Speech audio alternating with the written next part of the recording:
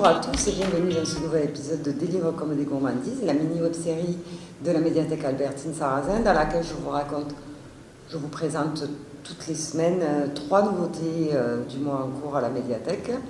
Voilà, et donc nous allons démarrer tout de suite.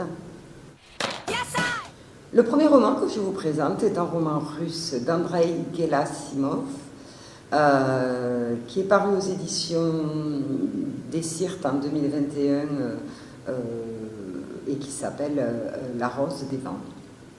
Alors c'est un livre qui est à la fois un roman historique, un roman d'aventure, et parfois ça prend un petit air de roman d'espionnage, vraiment un bon mélange.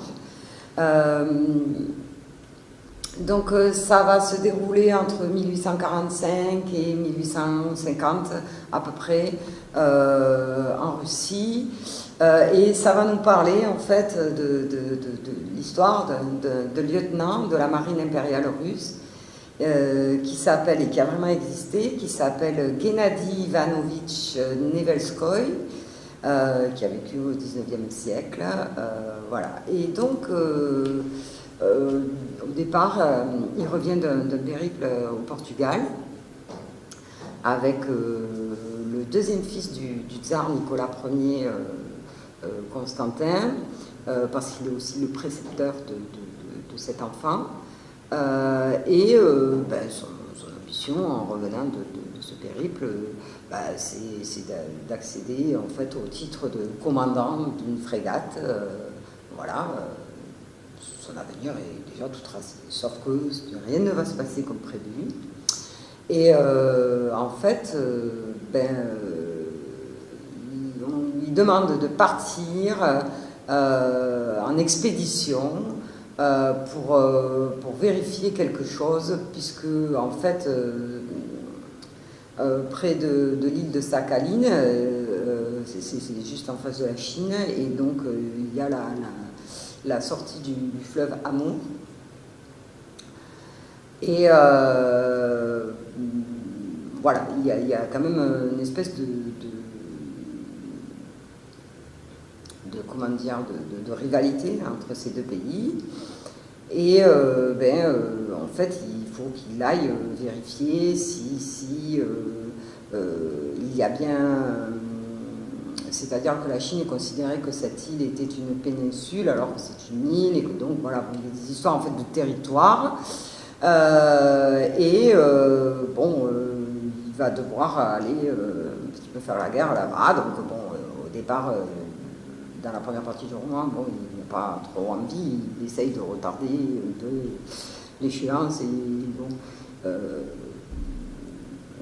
même d'essayer de ne pas y aller, quoi, mais... cette partie va nous servir à bien poser l'aspect géopolitique entre, voilà, dans cette région du monde, entre la Chine, la Russie, etc.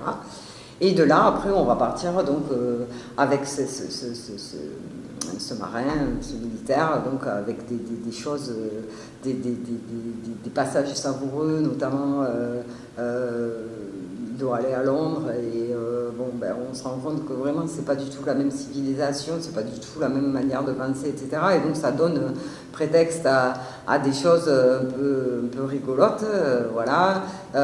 Mais on va aussi parler de la question du droit des femmes à cette époque-là, le servage qui existe encore aussi là-bas, les us et coutumes, ça va parler aussi de la navigation, voilà. C'est un très bon roman d'aventure, il y a pas mal d'humour, donc voilà, c'est un petit peu savoureux, beaucoup d'ironie évidemment, et en fait, on a l'impression d'être dans une histoire de Far West un peu, sauf que c'est de l'autre côté, c'est le Far East.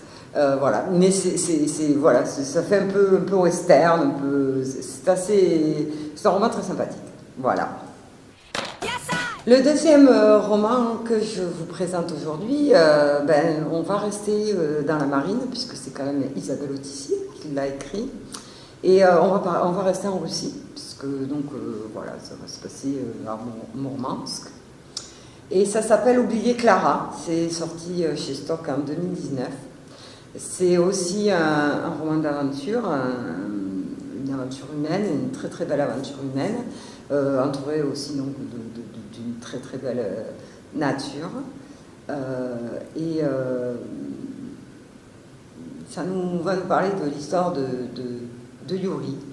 Yuri qui est exilé aux États-Unis depuis 20 ans, mais qui va devoir entrer à Mourmansk parce que son père est mourant. Et il souhaiterait revoir son fils une dernière fois avant de mourir. Donc il le fait venir.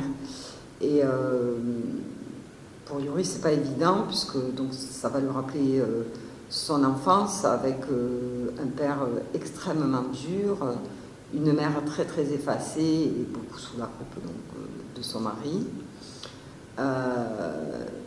La seule chose qu'il aimait dans cette vie, en fait, c'était la nature tout autour, qui est donc magnifique et qui lui a permis de tenir jusqu'au moment où il a pu s'en aller. Et donc, il va rentrer voir son père. Et là, en fait, son père lui confie une mission, c'est de retrouver Clara. Parce que Clara, c'est sa grand-mère. Sa grand-mère, qui était une scientifique soviétique, qui a été condamnée au goulag du temps de Staline, et qui a complètement disparu. On n'a jamais eu... on n'a jamais su ce qu'elle était devenue, ce qui lui était arrivé, etc. Et donc, Yuri va partir dans une enquête. Enquête donc sur la dictature communiste en Union soviétique. Enquête donc qui est donc sur les traces de sa grand-mère. Voilà, donc c'est très très bien écrit. Voilà, la nature a une part énorme aussi, parce qu'elle fait partie de l'histoire. On va aussi parler de la mer et de navigation. Donc, bon, vous imaginez que dans les mots d'Odyssée, ça prend une dimension particulière et particulièrement sublime. Voilà. Et donc, un très beau roman qui va vous dépayser, vous transporter dans d'autres contrées. Et c'est un roman qui n'est pas facile non plus, puisque ça évoque des choses un peu difficiles de la vie du héros et de la grand-mère. Mais voilà, c'est un roman, très belle lecture. Et puis pour terminer, je vous présente un petit livre. Ça s'appelle Les Trembleurs en bois de Bernard Azéma. Si vous avez visité notre exposition La rencontre des artistes au mois d'octobre cette année, vous savez sans doute, et vous avez peut-être vu, ce qu'étaient des trembleurs et qui était ce monsieur Bernard Azéma que nous avions invité. Nous étions très très fiers qu'il ait accepté notre invitation. Parce que ce monsieur donc, fabrique ce qu'on appelle des trembleurs en bois.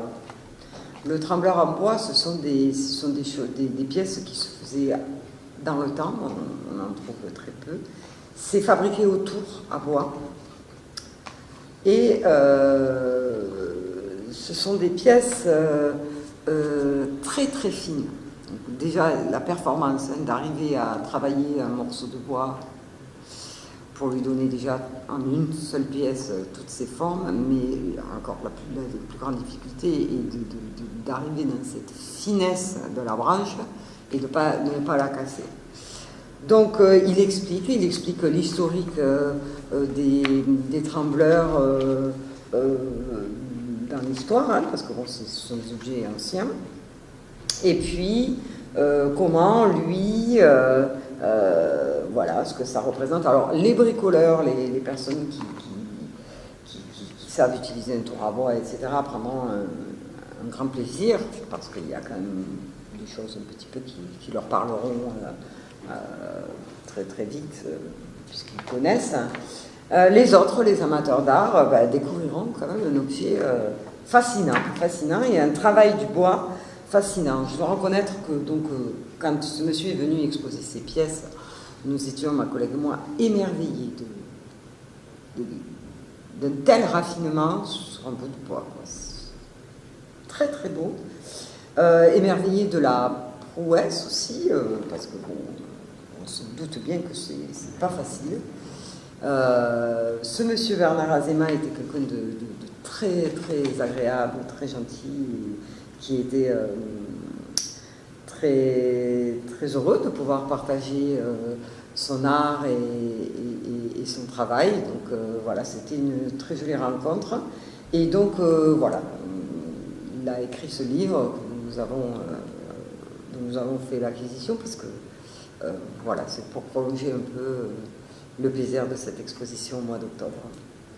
Voilà, bah écoutez, c'est tout pour cette semaine.